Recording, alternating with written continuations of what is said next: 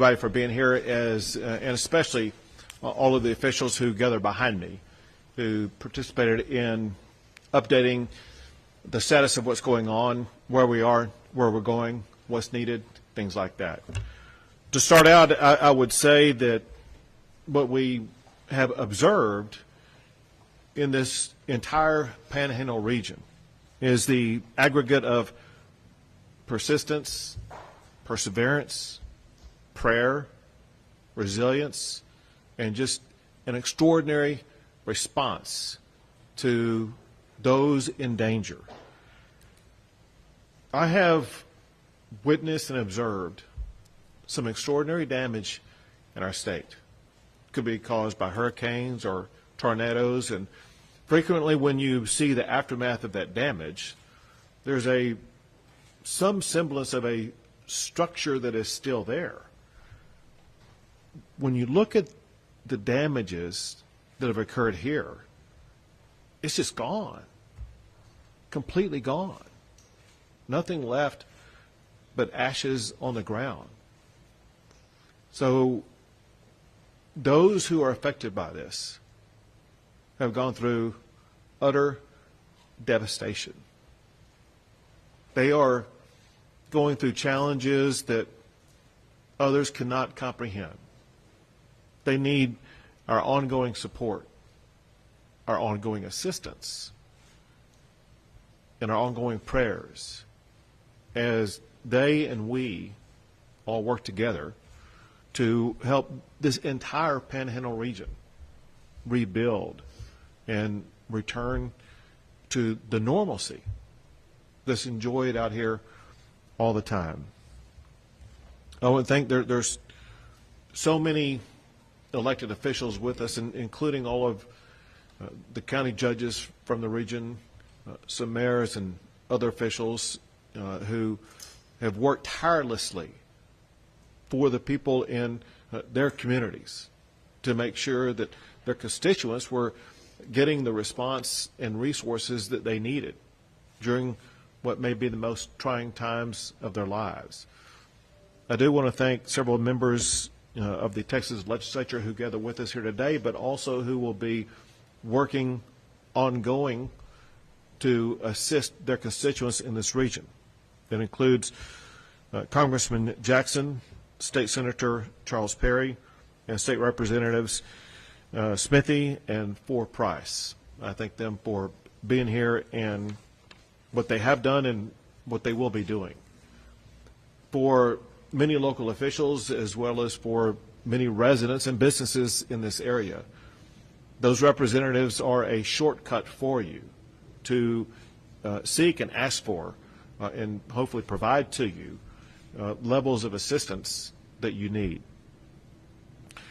I want to also express my gratitude for the heroic response by firefighters. It's extraordinary to see what they were able to do. The largest fire in the history of the state of Texas cut a path so large that it exceeds the size of some states in our country. And it would have been far worse and far more damaging, not just to property, but also to people, but for those firefighters. As I understand it, there is one person who lost her life. Every life matters. And it's a loss for that family that can never return. But many more people would have lost their lives had it not been for fearless firefighters who put their lives on the line, some of whom were injured in the line of duty, working tirelessly to respond and beat back these damaging flames. Also want to thank all of the emergency management professionals. There's a time when there's a need, when candidly you can't sleep. Emergencies don't have a start time and an end time like 9 to 5. They're 24/7. And these emergency management responders have been responding to this emergency around the clock in every community across the Panhandle to make sure that their needs were met.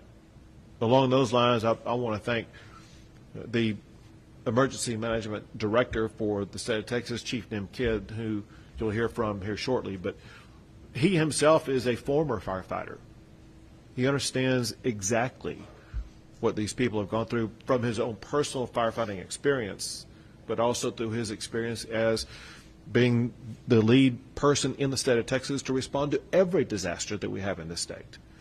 And every official that gathers with us today representing every jurisdiction affected by this fire knows that they have had immediate and ongoing constant access to Chief Nim Kidd, who has a primary responsibility, and that's to make sure that the need of every governmental entity in this entire region is met. And he has delivered on that job mission. I want to thank all of the county and city road workers and other different types of workers like that that have cleared roads, whether it would be to clear them for purposes of fire breaks or clearing them for purposes of people to get through areas that have been damaged. But not just the road workers, the city employees, the county employees, or the local employees, that they too have been working around the clock to either protect communities or to restore communities as quickly as possible. One thing that we talked about in the briefing is going through a disaster of this magnitude highlights the importance of emergency management preparedness. And many communities had emergency management plans that were put into place that proved to be effective, and far more damage would have occurred had those plans not existed and not been executed upon. And I express my gratitude for those who had the plans. There are 14 state agencies and 45 local agencies, all of whom have been working together to make sure that the needs that are extraordinary are being met as we speak to help address the challenges that are being faced by these local communities. Some early, and I will categorize as premature assessments, show that there are about 400 to 500 structures that have been destroyed. There's no way to say for certainty that's going to be the final number, because there's still the ongoing assessment process. I want to go through several different things that have no particular order, but all of which I would say are important. One is, even though we gather at a beautiful moment in a day right now, everybody needs to understand that we face enormous potential fire dangers as we head into this weekend. No one can let down their guard. Everyone must remain very vigilant. Winds are going to pick back up. The right elements for a fire will be around.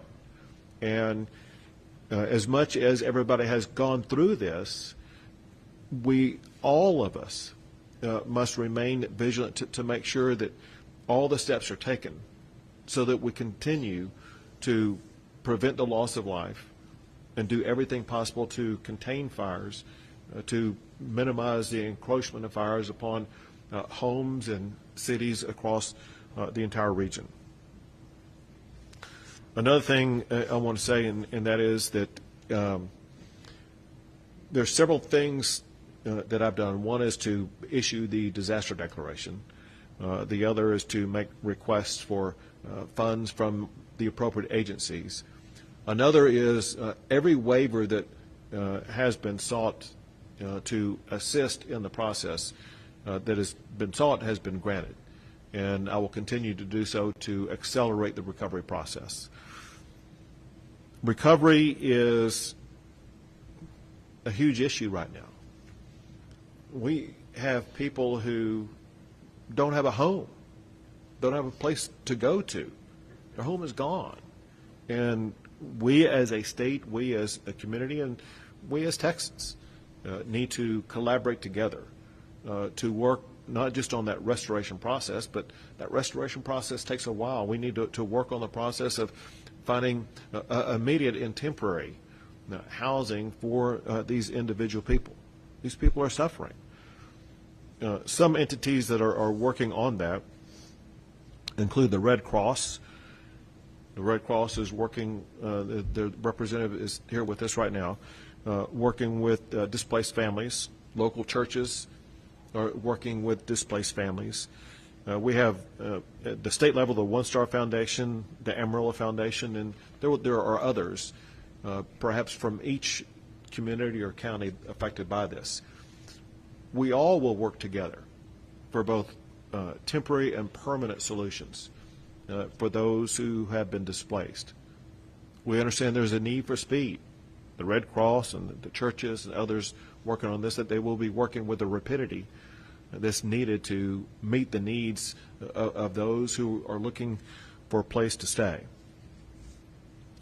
One thing that's very important, I realize we're in a time of chaos, but even during that time of chaos and in the immediate aftermath of it, one thing that I as governor need is as much of an assessment of damages as possible.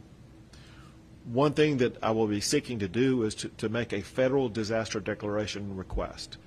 And in order to be able to do that, there's a dollar amount of damages that must be shown that has been suffered to qualify for that request. And all of these local officials and others will be working to help aggregate the damages that have occurred that would help qualify for federal assistance in that regard. There's a need for debris removal as well as debris management. Debris removal because of everything that's already been victimized by the fire that's taken place and needs to be removed. And we will be working with local officials to make sure that they are able to manage that debris removal. We also need to work on the management of that so that it is not a catalyst for any type of fire that could be coming in the pathway. One issue that was frequently raised in our discussion is the need for greater air support, not just for this fire, but on an ongoing basis. And so there's two different time frames to look at that. One is the immediate time frame, meaning like today and tomorrow and over the weekend, as we may be dealing with other fires that could be arising here within an hour or a few days. We have, I am told, the adequate air support that's going to be needed to be able to help combat those fires here in the coming days. But then we get into the longer term. We obviously are here for the long term. And we, being myself and my fellow members of the legislature, and as well as Ronnie Jackson, we're all going to work together to find a way to put together the air resources that are needed for fires that are, let's say, more unique or different in this region of the state of Texas than some others because of the extraordinarily high winds that were sustained in this area that candidly make it difficult to fly.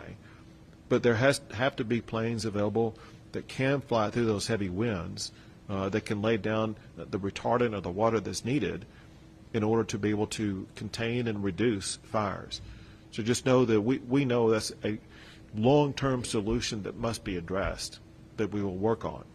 And again, just to repeat myself, we are prepared as we speak right now for immediate needs for air cover in the event that fires do arise here in the coming days. One thing that was stated repeatedly that's been a tremendous help is the amount of hay that has been provided from other areas, other states. And I don't have a list of the states, but I do want to say this. If there's any state, any city, any community that's provided hay, as governor of Texas, I want to say thank you for your help. but also please send more. We don't know how long we're going to be going through this situation with inadequate hay for this region. So everybody here is very grateful for what's been provided, but we could use more. And we will continue to work on fire mitigation plans, both in the short term and in the long term. There's more to cover, but at this time I'm going to pass it off to Hutchinson County Judge Cindy Irwin. So I just want to start by saying thank you to Governor Abbott for coming up today, and Chief Kidd for the continued support from day one that we've received from all the agencies. I've got the area judges behind me here, and we can't say enough about the support that the agencies in Texas have given to us. It's amazing.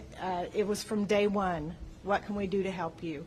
And we appreciate that so much. I want to really say a great thank you to our emergency management here in Hutchinson County. They are top-notch. Jerry Langwell, Jason Whistler, and Jason Pender, and our volunteer fire departments, they're amazing. They have saved our county, and all of the support that we've had from the other agencies that willingly come and just help us. We appreciate that. We can't say enough. So just thank you. Continue to pray for our Panhandle. We can use it. Thank you. Thank you. And Al Davis. Yes, sir. Thank you very much, Governor. First of all, I want to say that as the director of the Texas A&M Forest Service, our hearts really pine for you here in this region, and we wish you the best prayers in your recovery as we move forward. I want to say, Governor, that Texas A&M Forest Service really values the relationship that we have with the VFDs and all the locals and all the emergency response agencies, and working in support of Chief Kidd. We have a number of resources here on the ground to include aviation, equipment, and most importantly, people. So again, we're here preparing for this weekend. Thank you very much, sir. Chief Kidd. Thank you, Governor. And I want to echo Director Davis's thoughts. Our hearts and prayers with those that have been devastated by the largest fire in our state's history. And we're not leaving here until the fire is out and until we're well on the path to recovery, and we'll continue to support. A lot of our employees live in the Panhandle. And you see with the other state agencies that are behind us, their families are also impacted by these fires. I can't go any further without praising our firefighters in this area. The men and women that took off from their work and their jobs and left their homes and their families to go and fight fire, it's not just courageous, but they brought expert skill, expertise, training, and really put their lives in harm's way. Now, the governor said it earlier, I'm going to say it again. This is the most devastating wildfire by acreage in our state's history. But for those local first responders, it would have been bigger and it would have been worse. And so my heart's out for them. We will do everything in our power to continue to support them. Going forward, life safety is still our #1 priority. It's the safety of the community and the safety of the responders. I ask all those that will be watching these broadcasts, stay fire aware and weather aware. Continue to listen to these local officials behind you. They ask you to evacuate. If they order you to evacuate, it is for your own safety. There is no wrong decision made in ordering an evacuation. And I can tell you, mayors and county judges have the toughest job on the planet in deciding when to do that. They get beat up all the time after the fact because your life got saved and your home got saved because you were asked to evacuate. But if you were asked to evacuate over this coming weekend because of the fire conditions, please have a plan, know where you're going to go, and have your vehicle full of fuel and ready to go. Life safety is our #1 priority. Property protection is our #2 priority. Please continue to support your local responders and the state resources that we have brought in. They are moving around 24 hours a day trying to make sure that we're getting ahead of this fire, containing the ones and gaining containment on the ones that we have. And I also need your help, and let's go through this weekend with no new starts. Over 90% of wildfires are human caused. We've got to get the message out. No new starts. We do not want to divert resources from our existing fires onto a new start fire. Finally, the state resources that are here have come from far and wide, Governor. We've got them from down as far as the Valley into Houston and in the Woodlands, San Antonio, up the I-35 corridor. We will continue to push resources in here, ground resources, heavy equipment, and aircraft in here as long as they're needed. As we focus on recovery, the recovery mission will be long-term. We need immediate terms right now. Thank you to all of the faith-based organizations that are stepping up with the sheltering operation, but sheltering will turn to temporary housing. We will continue to work with the state agencies that are not represented here yet, but will be, for state housing missions that we can work through, and our federal government partners. And finally, donations management is usually what we call the disaster after the disaster. Thank you very much to all of those that are donating. Please go to the websites and listen to your local officials about the donations that are needed, and continue to donate. And cash is always the right size and the right color. So thank you very much. Thank you. We'll take a few questions. Governor, recognizing there was extreme fire behavior, there were extreme winds, we've had a number of people that have told us that they felt as the fire approached, that there was little or no warning, and they felt even public safety didn't realize how fast things will move. Were the warnings adequate? Was there anything that slowed or delayed them, and can anything be done to improve them as we have more fire dangers? Yeah, that's a very good question, and it's been asked a lot. And I want to, talking to our local partners here, your local TV meteorologists have been talking about fire conditions of last Tuesday for the last 7 to 10 days. Out of the state, we've been pushing those messages out since the Thursday before the fire happened. Listen, this is where it has to be a partnership between the elected officials and the appointed officials, you as the media, and our citizens. That message has been broadcast, and it will continue to be broadcast, and I need you to continue to get it out. But I also need your help in convincing people to pay attention sometimes. It is hard to get the attention of some of our citizens because we spend a lot of time on the phones looking at things that aren't important. Emergency notification systems are great. They are nothing like the situational awareness that I need you to help me instill in our community. We've said it multiple times today. Tomorrow's going to be a bad fire day. There will be people that will be caught by surprise for that, and I need your help in getting that message out. We will continue to push it. Governor, you mentioned one fatality, but we have heard additional reports of possibly a second fatality in Gray County. Could you try to clarify that for us? Sure. So I've heard about the possibility of the second fatality that you mentioned, but have not received confirmation of it yet, and hence I didn't want to report it. Governor, can you talk about the long-term impacting on livestock ranching here in the area? I don't know if you've been in touch with Sid and talking about just what ranchers can do to recoup any losses. I know you mentioned hay for livestock and bringing it up here, but is Texas prepared to face an issue with this, livelihood, because this was such a rough fire that took out so much ranch land? The short answer is yes. We're prepared to take whatever actions needed. But more precise, there are certain funds that are available, certain grant funds that are available to address issues like this. Those will be looked at to see if they qualify. Other than that, there will be other efforts that can be made. We know that the loss of cattle is extraordinary, but it goes beyond that. I mean, look at the grass they feed on. Look at the fences that kept them in. Different things like that. So we're looking at the big picture holistically about ways in which we can assist both the ranchers and the farmers to be able to recover from this. Yeah, please, hold on a second. And if it's okay, I'd like to add to that a little bit more. Everything the governor said is accurate. We'll continue to work with the Texas Department of Agriculture. But you also have the Texas A&M AgriLife Extension agents that are here in each one of these counties, and they're going to continue to be here. The grant process and the state and federal grants for agriculture can be tedious and cumbersome. Our goal is to have in each county a place where those ranchers can go to get the right information about the right grants, because every one of them will have a little different application process. The short answer is we will continue to do our part to support them as much as we can, and we have the resources in place today for them to start talking to. Do you foresee a long-term impact on meat production in this area because of what's happening? Do we foresee a long-term impact? I really think we need to ask the ranchers that. I mean, there's Roberts County, 90% of that county is burned, right? There's going to be an impact in that county. But for the independent producers, that's a conversation we need to have with them about what that short or long-term impact will be for their organizations. What steps can citizens take to mitigate fire damage to their properties? Great question. Al, you want to hit that? Certainly. The big thing is, first of all, we have a website, Texas A&M Forest Service. We also have grants, for individual homeowners to be fire wise, to do mitigation around their homes, to reduce fuels and what have you. So again, go to our website, Texas A&M Forest Service. It will give you some specific things that homeowners can do to be fire wise and to protect their homes. Where do the investigations stand for points of origin at this point in time for the multiple fires?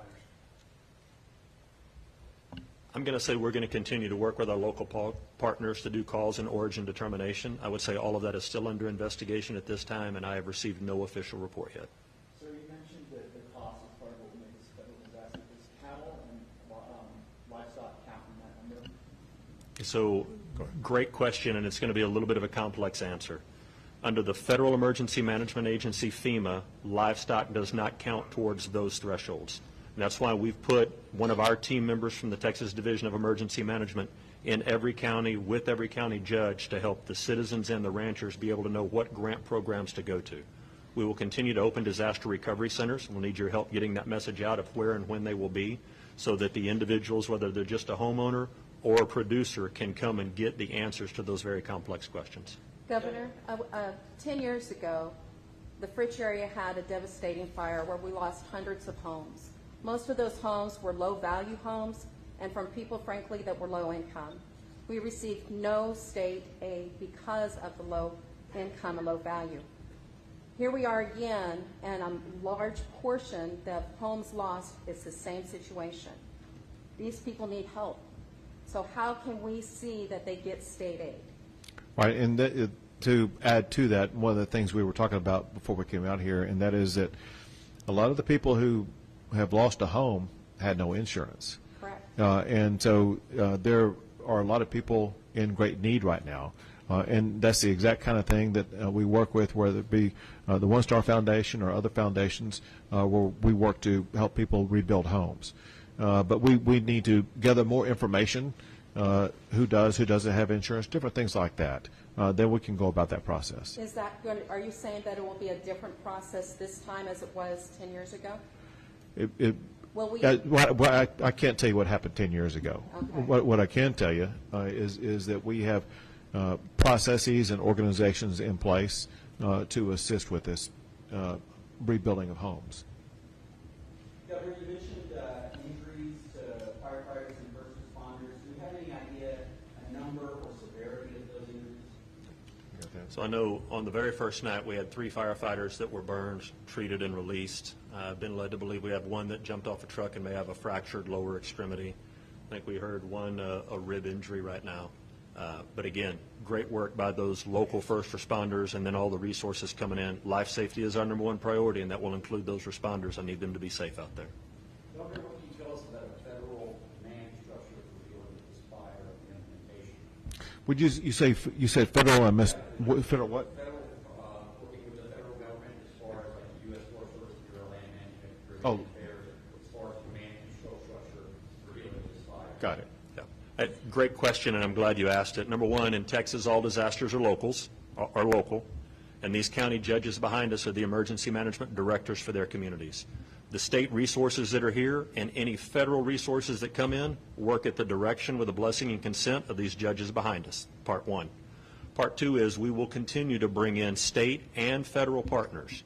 There is a national incident management team that is here with us today, and they will take over the organizational control of this and help us order additional resources as needed. They're an expert team. We've worked with them before, and we're glad they're in our state right now.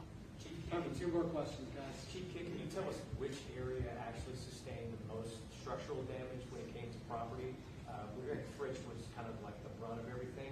And another part of this question, can you also explain like basically how active the fire is now? We're hearing it's a smolder. Can you just kind of talk about what y'all are seeing today? Sure, and I'll let Director Davis add into some of that as well. But, you know, from the damage perspective in your populated areas, Rich, Canadian, we talked to the judge there, and, you know, she's not here with us today because she didn't feel like she could leave her community because of the devastation there. I'll be traveling there early next week, if not over this weekend. What we see in home damages, we really is hard to explain right now because some of the fire, to your point, smoldering, still too hard to get into and count those damages, all right? So let's talk about smoldering fire and fire line. With a 1 million acre fire, It's a little over 550 miles, the perimeter of that fire. So think about that in sheer scope for a second. As fire continues to smolder right now, with the wind picking up tomorrow, the relative humidity coming back down, one ember can pick that up and drop it outside. Please do not get wrapped around the axle on containment percentages. Everybody wants to know what percentage contained are we today. I do not want that to lead you to a false sense of security as far as fire weather through this weekend. It's going to be a very active weekend. Al, anything to add to that? I think you've covered it very well, Chief Kidd. Governor, one more question, folks. You said something about the air containment, bringing in like air support. Is there something that's happened with this fire that's going to make the way Texas looks at a region like this that needs so much air support for fires like this? Sure. It's something that when we realized that because of winds, because of other challenges, there was air support that was not provided initially. If it had been provided, it's possible that the fire could have been more contained. That's the kind of thing that lets me and other decision makers in Austin, Texas know that if we can provide the type of equipment and personnel that will be able to better fight fires like this, it's something that we need to step up and do. Bottom line is we want to make sure that we don't have a repeat of this type of fire in the future. Maybe the best tool that we could add to the toolbox to prevent a fire like this would be better, different types of planes to make sure that we would be able to drop retardant and other material that would slow or stop a fire. Thank you, everyone.